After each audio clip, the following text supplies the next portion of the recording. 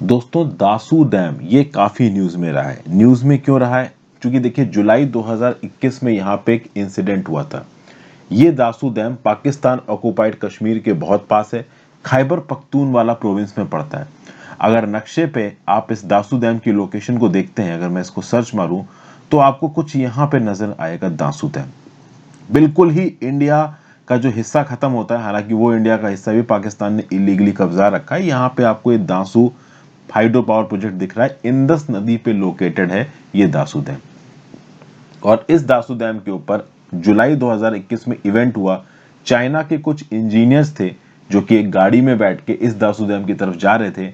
इसमें से एक एक्सप्लोजिव लेडन गाड़ी आके टकरा गई, बम फटा और चाइना के इंजीनियर्स को ले जाने वाली गाड़ी जाके खाई में गिर गई। 9 चाइनीज इंजीनियर्स की यहाँ पे जान चली गई, 2 लोकल्स की जान चली गई और 2 फ्रंटियर कॉन्स्टेबलरी के लोगों की जान चली गई।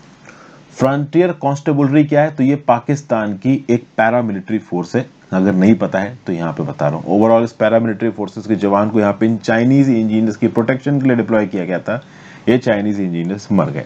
अब जुलाई में 2021 को जब ये मरे तो दासू डैम के ऊपर जो चाइना काम करवा रहा था, इस काम को थोड़े समय के लिए स्थगित कर दिया गया और बड़े हाई लेवल पे यहाँ पे बातचीत चल रही है। और बातचीत के चलते ये कहा जा रहा है कि चाइना 38 मिलियन डॉलर्स का कंपनसेशन मांग रहा है। किससे? पाकिस्तान से। अगर इसको आप इंडियन रुपीस में कन्वर्ट करोगे तो 1 मिलियन डॉलर अगर 7.5 करोड़ रुपए मानते हैं आप लगभग, तो लोग हो जाते हैं लगभग 285 करोड़ रुपीस। तो चाइना ने 285 करोड़ रुपीस का कंपनसेशन मांगा है पाकिस्तान से।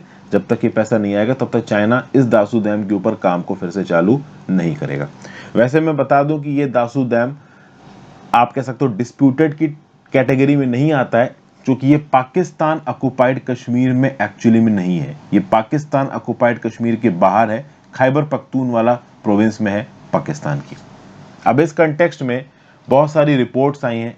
यहाँ पे आपको ग्लोबल टाइम्स का एक आर्टिकल नजर आ रहा है, truth on Dasu terror. Global times आपको पता ही कि चाइना का एक माउथ पीस है।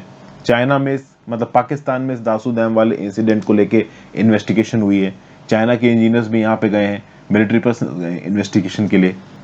और पाकिस्तान की इंटीरियर इन्वेस्टमेंट ये बताती है कि ये जो पर्टिकुलर अटैक हुआ है दासू डैम वाला, जहाँ पे चाइनीज इंजीनियर्स की जान गई है, ये ओवरऑल पाकिस्तानी तालिबान ने कराया है।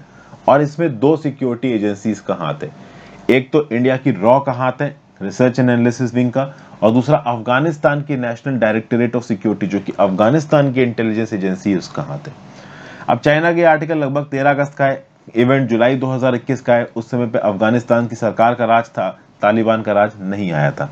अब तो खैर नेशनल डायरेक्टरेट ऑफ सिक्योरिटी जैसी कोई एजेंसी बची नहीं है, जो कि अफगानिस्तान की सरकार डिसॉल्व हो चुकी है।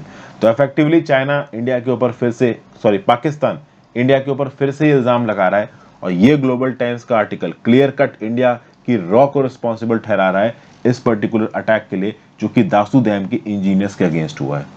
तो येट अगेन पाकिस्तान के अंदर हुई इंटरनल प्रॉब्लम्स का जो बिल है वो इंडिया के ऊपर फाड़ा जा रहा है। ये अक्सर का रहता है, पाकिस्तान के अंदर कोई भी टेररिस्ट अटैक होता है तो उसके लिए वो इंडिया को रिस्पॉन्सिबल ठहराते हैं।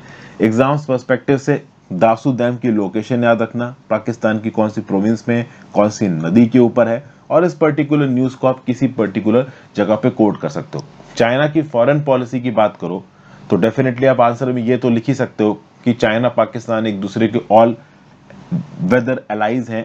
But at the same point of time जब फाइनेंसेस की बात आती है तो चाइना बिना कंपनसेशन के दासू डैम के ऊपर काम ही नहीं शुरू कर रहा है।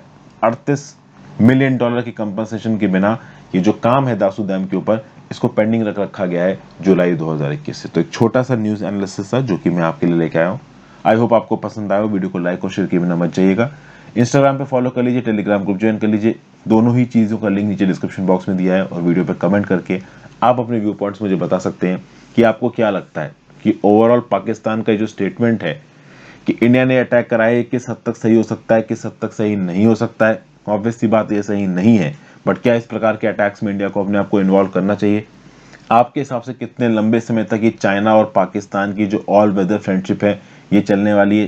क्योंकि मेरे हिसाब से तो फ्रेंडशिप सिर्फ पैसों पे डिपेंडेंट दिख रही है, कुछ स्ट्रेटेजिक ऑब्जेक्टिव्स पे डिपेंडेंट दिख रही है।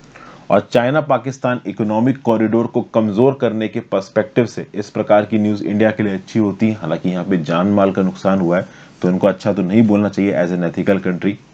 तो ये एक छोटा सा व्यू है, पॉइंट है, और इस व्यू पॉइंट को आप अपने नोट्स में इनकॉर्पोरेट कर लो। किसी रेलेवेंट इंटरनेशनल अफेयर से रिलेटेड क्वेश्चन में इसको आंसर्स में चेप देना। Have a great day, good bye.